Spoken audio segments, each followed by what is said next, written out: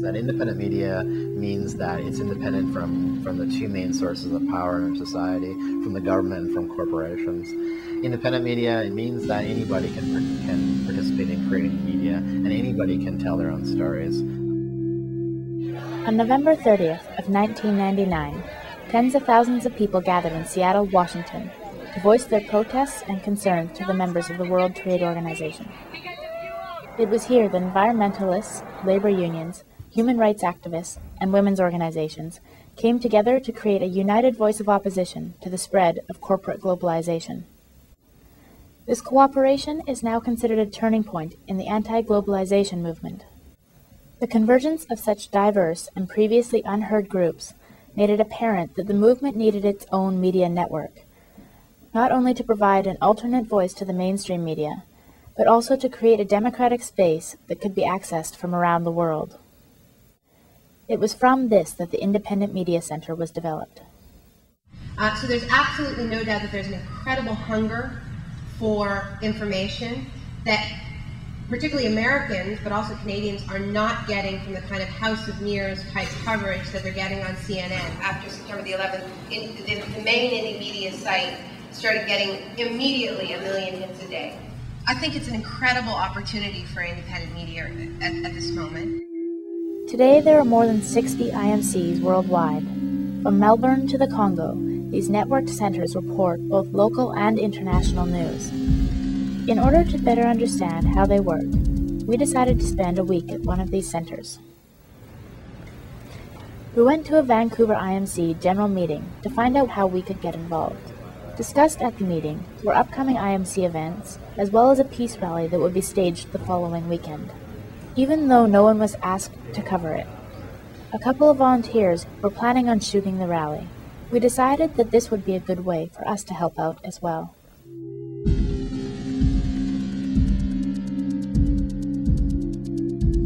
A couple of days later, we went down to the IMC office and talked to Scott about the mandate of the organization.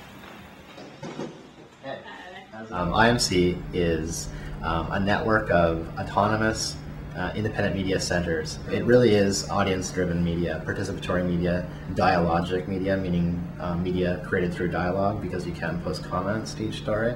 It really opens up a new space for telling stories. There is communications between individual IMCs, and there's actually a movement now within the various IMCs to make those connections stronger. Scott suggested that we talk to Kevin about the role of the website in IMC. Well, the internet was there from the beginning. It's one of the founding aspects of how the IMCs operate. Anyone with an email address can actually participate in the decision-making and policy-making of how the IMC operates. It's also how most of the information about what's going on gets out there. It's also the gathering ground for information of how you can get involved, who to go talk to, how to come down to physical sites of the IMC.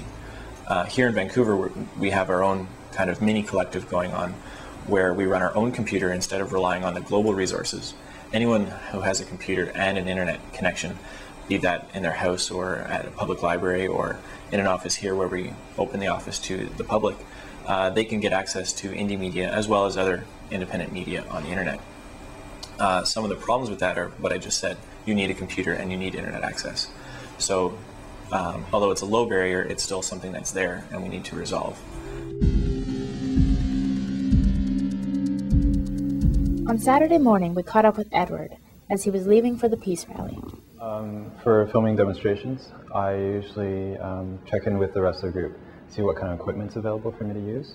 So I have to see what I have, what's available in the office. All the stuff is donated, right? I'm anticipating a lot of people who are listening not wanting to say anything back or not thinking that their responses are valuable. Usually they say, I don't want to be on camera. I go, okay, fine. I think that's great, but I think, could we get your audio? I think what you have to say is really important because, you know, we're speaking to you. Right? I'm really trying to tell people that this media is about you.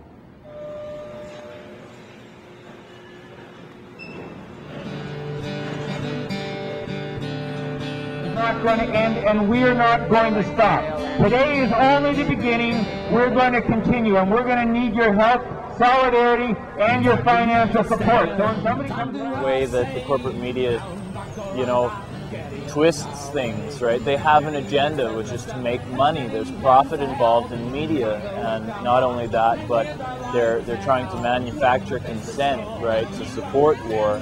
So there's alternative voices, and I'm helping those voices by recording them with my video camera or whatever, and spreading that message further than their voice carries. So we're all volunteers, 100% volunteers. In terms of running IndyMedia and providing content for IndyMedia, no one gets paid. So it's really up to the time and the skills and the energy that the people who contribute to it have to put into it. The next day, we went back to the office to ask Kevin about how to get our coverage onto the website. Well, in the case of just a regular article, just text and that's it, then they can go to our site and click on Publish and just fill out the details, like the title of the piece, their name, a quick summary of the article, and then they can just type it out right there. If it's a fairly lengthy piece, they may prepare it in advance on their own computer just with a text editor, something like Notepad or Microsoft Word or something like that. And then they can quickly paste it in one step, and then they say publish, which is almost the same as sending your email.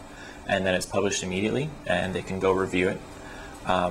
In the case of pictures, sound, music, audio, and video, there's usually a little more work in advance that you have to do. You have to prepare the picture. So you've obviously taken the picture, got it developed, digitized it, maybe played with it a little bit on your computer. Audio and video need to be edited just for, cleaning up, stuff like that. But at the end of the day, whenever you want to publish it, you just have to choose the file on your hard drive at the same time as you publish it, and it gets sent up. And the IndyMedia computers take care of distributing it to the rest of the network. The following week, our short documentary was screened at Harbor Center as part of a fundraising event for IMC. And the second one we're going to see is it's untitled, and it's a film by John Collins, Kristen Keithy White, and Keir Nicol.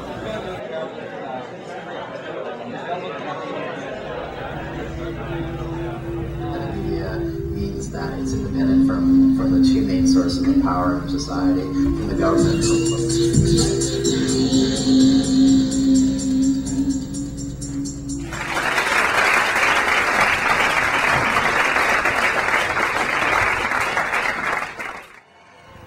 The Vancouver IMC server has provided a space for our footage of the peace rally that can be accessed worldwide. More importantly, the very existence of IMCs have given us and others a voice as independent news gatherers.